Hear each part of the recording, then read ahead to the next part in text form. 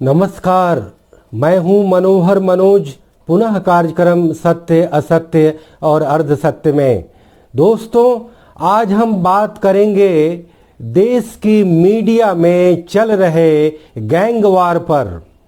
दोस्तों, आज समूचे देश का मीडिया परिदृश्य एक अलग ही नज़ारा पेश कर रहा है, जिसमें हम देख रहे हैं कि मीडिया के वो तमाम माध्यम,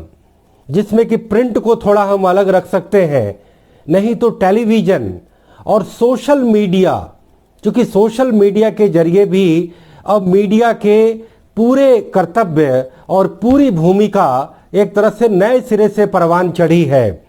फेसबुक, ट्विटर, यूट्यूब, न जाने इंस्टाग्राम में जिस तरीके का जो एक हमारी पॉलिटिकल व्यू पेश की जाती है,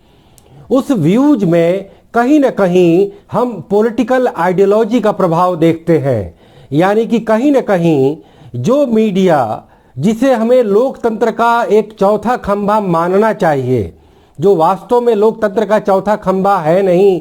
लेकिन अगर उसे चौथा खंभा हम मानते हैं तो फिर न्यायपालिका, कार्यपालिका और विधायिका की तरह जो मीडिया का एक स्वतंत्र अस्तित्व होना चाहिए, वो अस्तित्व हमें नहीं दिखाई देता। मीडिया का जो कार्य रूप में जो भूमिका दिखनी चाहिए, वह भूमिका हमें किसी और रूप में दिखाई देती है। हम इस बात पर कोई विलाप नहीं करने जा रहे हैं कि मीडिया की पहले जो भूमिका थी वो बड़ी शानदार थी, बड़ी महान थी या बड़ी वैभवशाली थी,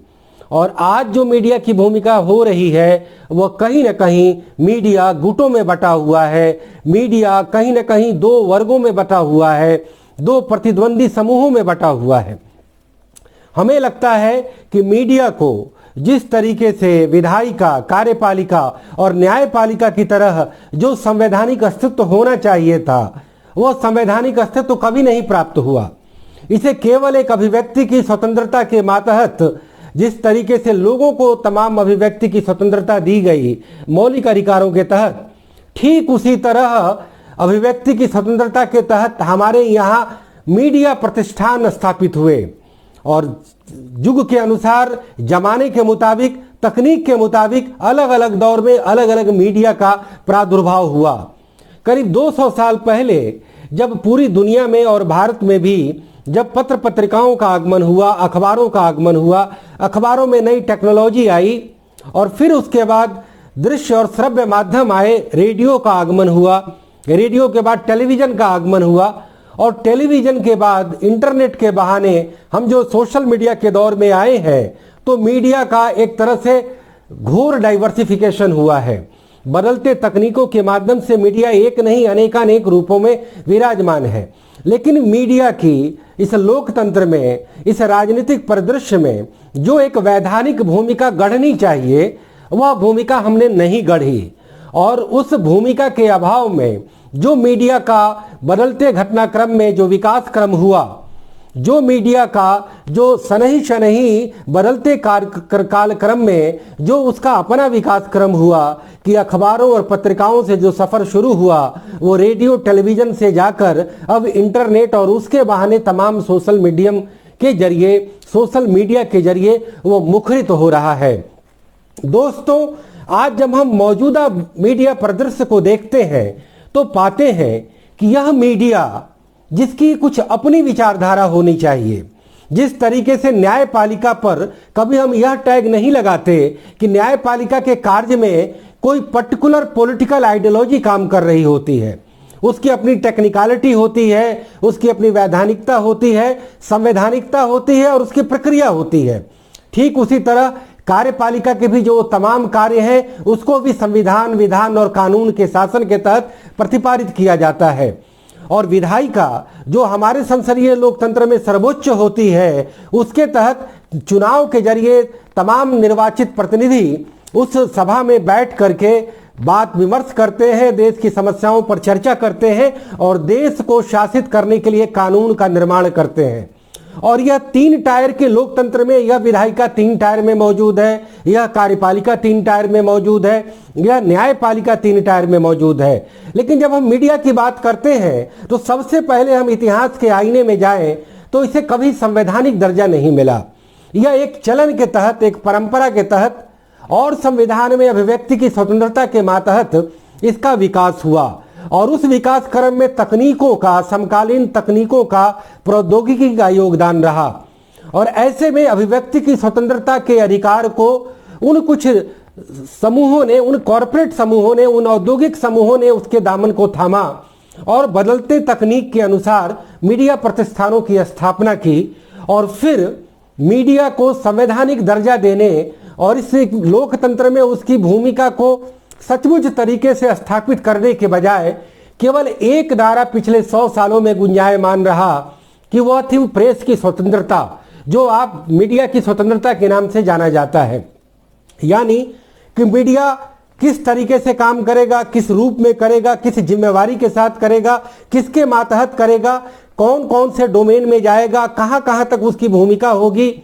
मोटे तौर पर हमने मीडिया को यह जाना कि यह सूचना, जानकारी और ज्ञान देने का एक तरह से वह माध्यम है जिसकी लोकतंत्र में बेहद जरूरत है। वह लोकतंत्र जहां पर लोगों के द्वारा पूरा तंत्र चलाया जाता है, जहां पर लोकतंत्र में कुछ फंडामेंटल लॉज होते हैं, जिसमें कानून का शासन होता है, जिसमें कि 4 खंभे का राज होता है, 3 टायर का शासन होता है और चारों संस्थाओं का शक्ति पृथकीकरण होता है। यानी कि विधायिका न्यायपालिका पर काबिज नहीं हो सकती, कार्यपालिका विधायिका पर काबिज नहीं हो सकती और मीडिया भी कहीं ना कहीं उन तीनों अंगों के साथ रह करके एक दूसरे को चेक एंड बैलेंस का काम करेगी। लेकिन उन 3 अंगों को तो हमने वैधानिक और संवैधानिक दर्जा दे दिया, लेकिन मीडिया को केवल मीडिया की स्वतंत्रता के नाम पर हमने कॉरपोरेट समूहों के से कब्जे में बनाए रखा, जिसकी वजह से मीडिया के वो तमाम सवाल कभी भी विमर्श के दायरे में नहीं आए। दोस्तों, मैं आज जिस मुद्दे पर चर्चा कर रहा हूं वह चर्चा है कि मीडिया में चल रहा गैंगवार, और इस गैंगवार पर विश्लेषण करने के पहले मैंने मीडिया की पृष्ठभूमि में जाना उचित समझा, क्योंकि बिना पृष्ठभूमि में जाए हम मीडिया का वर्तमान जो स्थिति है, जो परिदृश्य है, उसका सही आकलन नहीं कर सकते। दोस्तों, जब मीडिया की स्वतंत्रता का नारा जब हर समय गुंजायमान रहा, जब भी मीडिया पर कोई सार्वजनिक विमर्श हुआ तो केवल और केवल प्रेस की स्वतंत्रता का नारा आलापा गया, मीडिया की स्वतंत्रता का नारा आलापा गया। मीडिया प्रतिष्ठानों की आर्थिक सस्टेनेबिलिटी पर कभी बात नहीं की गई, मीडिया की लोकतंत्र में वैधानिक जिम्मेदारी की बात नहीं की गई, मीडिया में किस तरीके के खबरों, विचारों और तमाम परिस्थितियों का विश्लेषण किया जाए उसके दायरे को निर्धारित नहीं किया गया, उसे कभी परिभाषित नहीं किया गया। मीडिया के अधिकारों के साथ साथ मीडिया के कर्तव्यों की बात कभी नहीं की गई। मीडिया कर्मियों के उन तमाम अथॉरिटी और तमाम जिम्मेवारी और तमाम उत्तरदायित्व और उनकी स्थिति, परिस्थिति और व्यस्थिति को लेकर के हमने कभी मीडिया को पब्लिक डोमेन में विमर्श करते नहीं देखा। यानी कि प्रेस की स्वतंत्रता के नारे के आगे मीडिया के वो सारे सवाल अनछुए रहे, चर्चा से बाहर रहे और कुल मिलाकर मीडिया का वह एक ऐसा सगल तैयार हुआ कि जिसमें अलग अलग तकनीकों के माध्यम से कॉरपोरेट समूहों ने अलग अलग मीडिया प्रतिष्ठानों को स्थापित किया और उन्हें कहीं न कहीं इस लोकतंत्र में अपने प्रेशर ग्रुप के रूप में इस्तेमाल किया। यानी कि लोकतंत्र में कहीं न कहीं उन व्यक्ति समूहों का, संगठनों का, संस्थाओं का बड़ा योगदान होता है और ऐसे में जो वो निजी कॉरपोरेट घराना था उसे कहीं न कहीं सरकार में अपनी आवाज को पहुंचाने के लिए, प्रशासन में अपनी बात कहने के लिए और अपने आधिपत्य को एक तरह से अपनी उपस्थिति दर्ज कराने के लिए उनके लिए सबसे अच्छा माध्यम जो मिला वह था कि वो मीडिया संस्थानों की स्थापना करें, उसमें अपने निवेश करें और उन मीडिया संस्थानों के जरिए सरकार पर अपने अंकुश को और अपने आवाज को स्थापित करें। ऐसे में मीडिया का जो लोकतंत्र में जो वाजिब सवाल है, जो जरूरी सवाल है, जो एक तरह से जो सवाल केवल संवैधानिक दायरे में ला करके पूरा किया जा सकता है, जो सवाल कानून के शासन की ही तरह मीडिया को वैधानिक दर्जा देकर के ही हासिल किया जा सकता है, उन सारे सवालों को एक सुनियोजित योजना के तहत दबाया गया और कहीं न कहीं मीडिया को एक ऐसी स्थिति में ला दिया गया कि मीडिया प्रतिष्ठानों के लिए यह भले मुनाफे का पेशा ना हो, लेकिन उनके और मुनाफे के पेशे का एक बहुत बड़ा सेफ पैसेज प्रदान करने वाला यह उनका कार्य जरूर हो। ऐसा मीडिया अपने आप को साबित किया। दोस्तों, इन सवालों के आगे मीडिया के वो सारे सवाल अनुत्तरित रह गए और हमने कभी भी मीडिया की एक तरह से बिल्कुल स्वतंत्र होकर के मीडिया पर विमर्श नहीं किया गया। जिस मीडिया ने अपना सबसे ज्यादा नारा अपने को स्वतंत्र करने के लिए दिया, लेकिन मीडिया के अंदरूनी सवालों पर हमने कभी भी खुल करके और बिल्कुल एक तरह से स्वतंत्र विचारों के तहत अपने कभी बात नहीं की।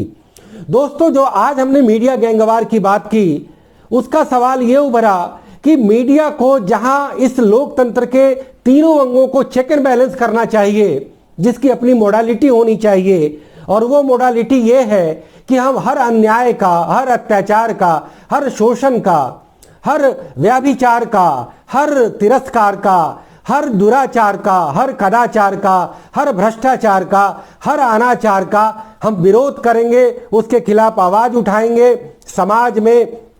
उन तमाम मजलूमों की, निर्धनों की, बीमारों की, शोषितों की, दलितों की, उत्पीड़ितों की, सबकी हम आवाज को बुलंद करेंगे। लेकिन एक वैधानिकता के अभाव में, एक संवैधानिकता के अभाव में मीडिया ने अपने अपने इस उद्देश्य को, अपने अपने इस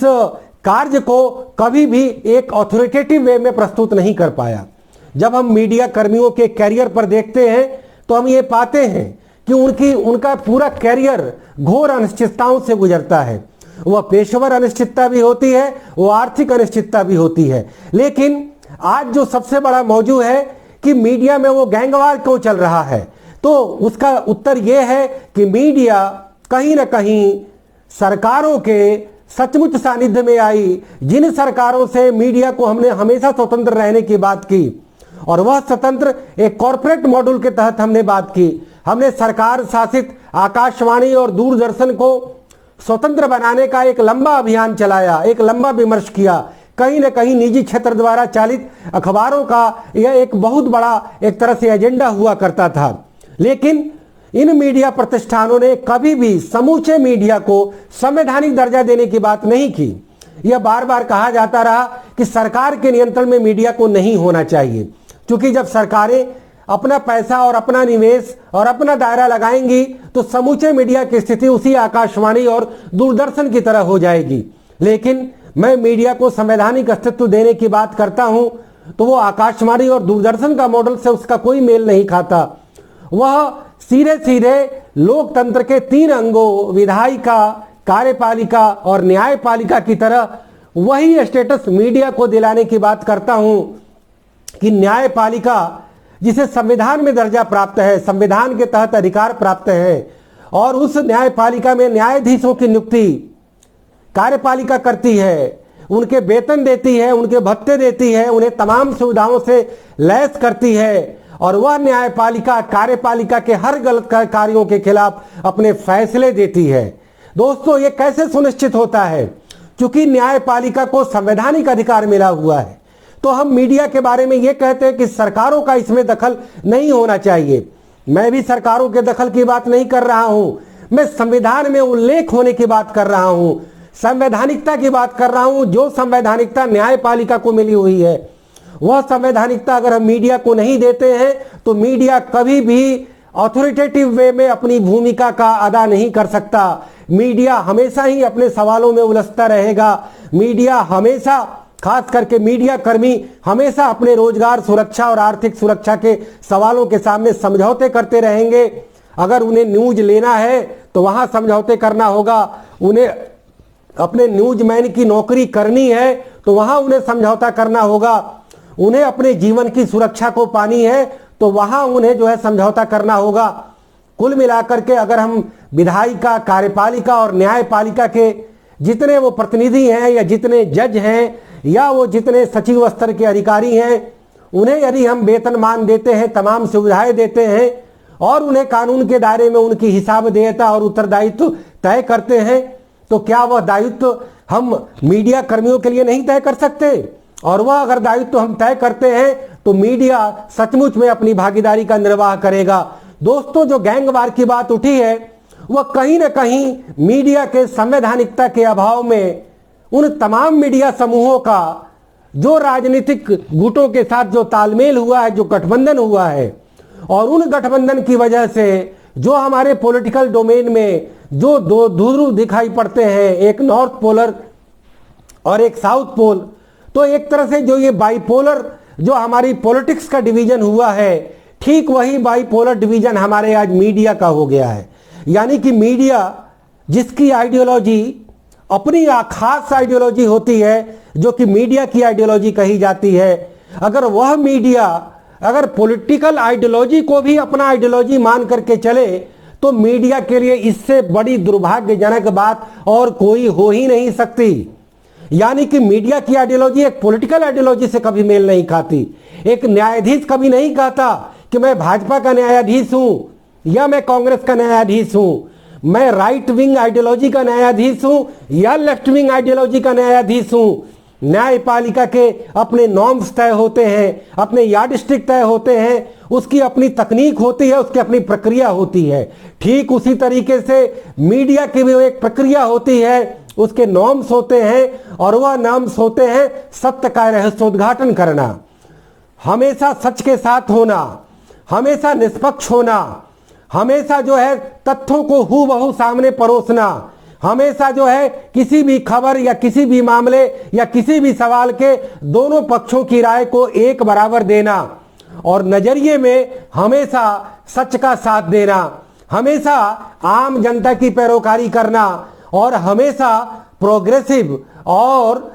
निरपेक्ष आइडियोलॉजी का वर्णन करना। यह मीडिया की अपनी आइडियोलॉजी है। मीडिया को इस आइडियोलॉजी लेने के लिए किसी पॉलिटिकल आइडियोलॉजी को बोरो करने की जरूरत नहीं है। लेकिन दुर्भाग्य से मीडिया का जो मौजूदा ढांचा है, वह तमाम मीडिया कर्मियों को किसी न किसी गुट में, किसी न किसी खेमे में और किसी न किसी गैंग वार में शामिल करने के लिए विवश करता है। दोस्तों, सोशल मीडिया ने जिस तरीके से आम जनता को मीडिया का लोकतांत्रिकरण किया,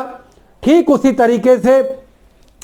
सोशल मीडिया ने समूची मीडिया को एक तरह से बाइपोलर बना डाला, यानी कि इसे दो ध्रुवों में बांट डाला। मीडिया के असल चरित्र से इसका कोई लेना देना नहीं था। इसे केवल और केवल अपने पॉलिटिकल आइडियोलॉजी जो इन्होंने बोरो किया हुआ है, जिसे इन्होंने वर्णन किया हुआ है, उस पॉलिटिकल आइडियोलॉजी के एक एक जुमले को, एक एक उनकी पर्सपेक्टिव को और उनके एक एक नैरेटिव को केवल रट लगाना रह गया है। तो ऐसे में आज जो है मीडिया दो गुटों में बदल गई है। मीडिया के वो 100 नाम धन्य पत्रकार जो अलग अलग गुटों के बड़े सिरमौर एक तरह से मीडिया नेता माने जाते हैं, मीडिया के नेतृत्वकर्ता माने जाते हैं, आज जब वो मीडिया पर विमर्श करते हैं तो वह केवल और केवल बात करते हैं गोदी मीडिया वर्सेस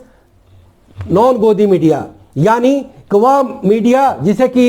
एक पॉलिटिकल आइडियोलॉजी कहती है कि एंटी नेशनल मीडिया, और एक पॉलिटिकल आइडियोलॉजी कहती है कि यह एक गोदी मीडिया। तो यानी कि गोदी मीडिया वर्सेस डिजाइनर मीडिया का भी नाम ले ले, क्योंकि एक गैंगवार जो मीडिया समूह जो है वो दूसरे गैंग पर डिजाइनर मीडिया का आरोप लगाता है, और दूसरा मीडिया समूह एक मीडिया पर जो है वह गोदी मीडिया का आरोप लगाता है। इन दोनों मीडिया गुटों को हम देखें तो इनकी दृष्टि जो है वह एक मीडिया समूह बनाम दूसरे मीडिया समूह से लड़ाई करने की रह गई है। ये कभी भी मीडिया वर्सेस गवर्नमेंट्स की बात नहीं करते हैं, ये सरकारों बनाम समूची मीडिया की बात नहीं करते हैं। यानी कि कहीं ना कहीं मीडिया जो बड़े ही नियोजित तरीके से दो गुटों में बांटी गई है, सोशल मीडिया के जरिए समूचे मीडिया के चरित्र को नपुंसक बनाया गया है,